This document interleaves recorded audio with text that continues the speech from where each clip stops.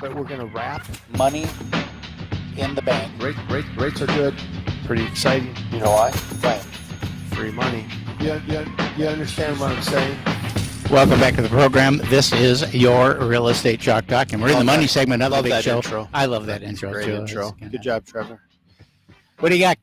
Oh, a lot of stuff going on. First thing I wanted to ask you guys on the segment is applications for purchases are up 18%. Mm-hmm. So are you seeing that? That's great, right? Mm-hmm. Refinances are going down a little bit. Purchases are really up 18% What are rates at right now? Low threes. We'll get into kind of all the but rate. Refinances are going down? The number of them, Okay. of applications. Because we're taking care of them. Yeah, because nobody left. If you haven't refied your loan by now, and you had a loan 10 years ago, and you're that's about on 10 you years at that in, point, right? Yeah, you got to get her. Yeah, I know. We're going to have we really have to focus on purchase market because as we go forward, so my son is opening files, right, for us this summer. Dipping his toe into the dipping his toe in. pool. That's right. And we were talking, and he goes, so is it refi, is it purchase? I said, man, the future's all purchase. It's always purchase. Right? It's always because everybody's going to be sitting with a rate with a 3 in front of it. Mm-hmm. We're not going to stay in this environment. We'll tell you some things that happened with employment literally today that are going to make rates start to get back to that normalized maybe a little bit. What's normalized now? Probably, I think normalized, and we can just touch on it now. Well, real quick, you asked a question. Yeah. What's 18% up from what? I'll ask back. Year over year. Year over year from last year. Yep. 18% higher? Yep. Okay. So are you seeing that? Showings have increased. Showings are inventory. The showings are Is inventory up? Inventory's not. No. God. No. It's a problem. It's a huge problem, and it is a problem. I have so many people that I'm speaking with right now that I have so many buyer needs, and if the house was there, they'd move. Mm-hmm. And these are folks that can they buy non-contingent? Sure can. So we're looking, and even if we have to buy contingent, the price point justifies making contingent offer. But we don't want to list their house because if we list their house, we're going to sell their house, and then they have nowhere to go. I know. So, boy, it's just that's the conundrum. It is. That's What's the solve? Is there a solve? There's not a solve on that. Not really. Really? You know what it is? You know what it is? What? Folks like Senior, a little bit older than him yet, are deciding to stay in their homes later. Yeah. I read this article the other day in the paper. I started getting the Star and Sickle.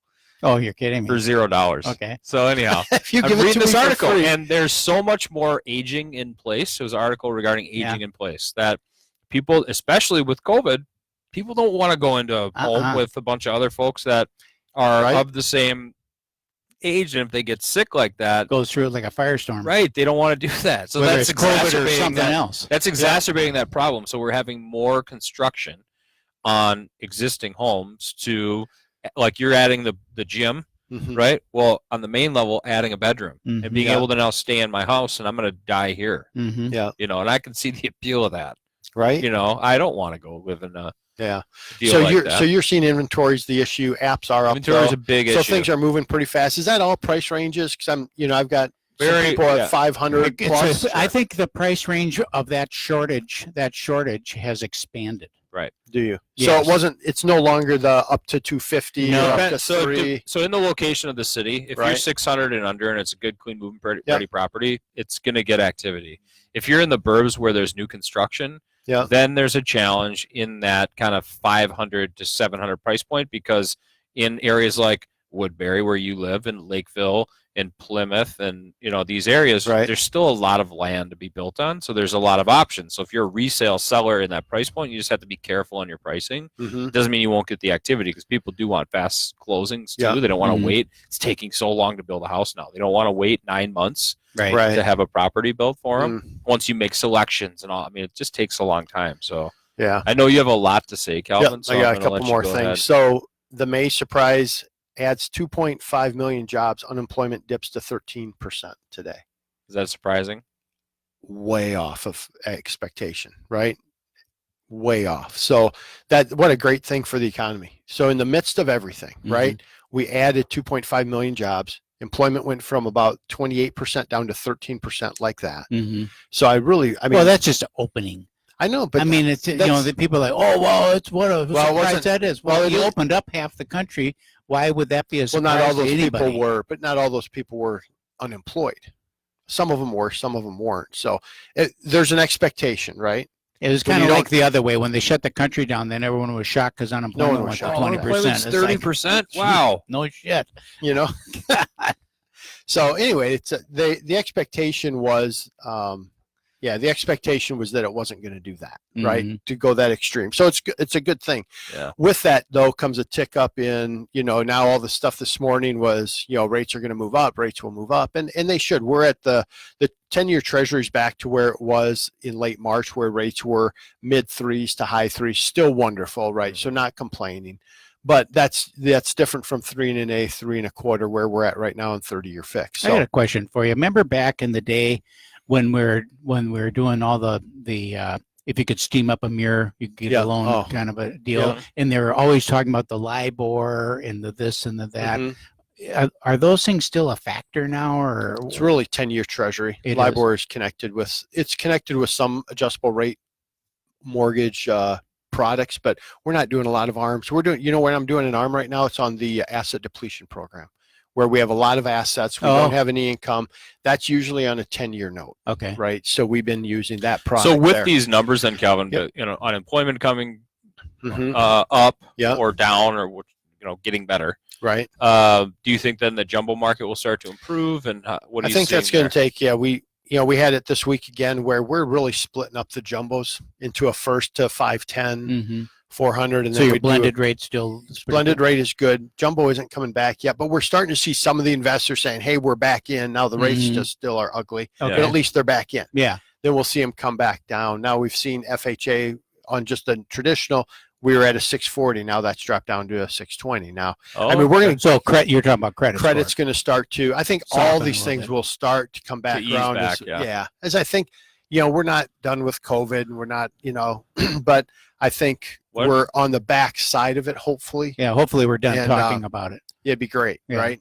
So, quit bringing it up. Yeah. Yeah. So the mortgage market, we're in good shape. We're busy. We have refis, a lot of purchases. Our purchase applications are great right now, and people are doing them on short. Like we had one this week. You wrote it for wrote on Sunday, closing the end of the month. Yep. So we literally got 3.5 weeks to get things done, and with appraisals, there's things out of our control that are. Appraisals have been pretty slick though through this, haven't they? They have been, yeah. Because they made adjustments on their end to do. They did on refis, a little bit on purchase, not as much on purchase, other than the appraisers that don't always. No, I was in the house. Yeah, I was there for sure. No, you aren't. It's an electronic lockbox. We track everything. Yeah, we track everything. You were not there, in. but hey, did value come in? Thank you very much. Yeah, that's right. So as long as we don't have those issues, we're okay.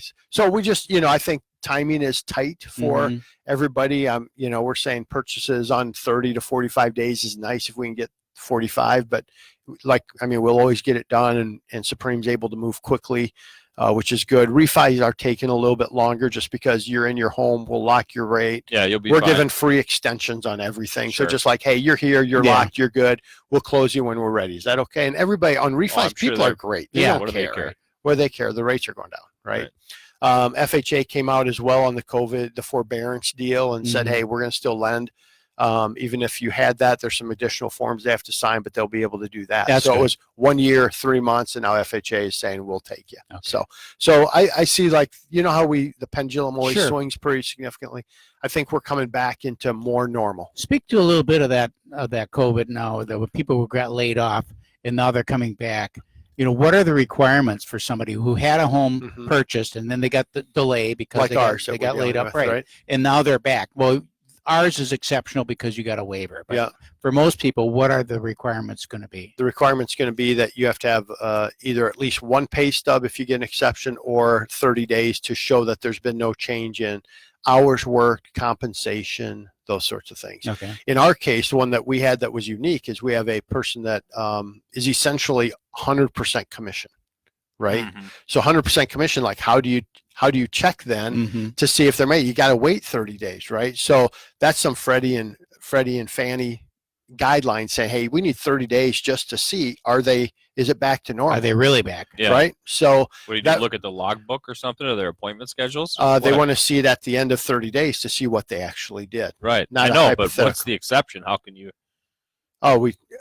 You're working with the best in the business, Keith. So, get things handled.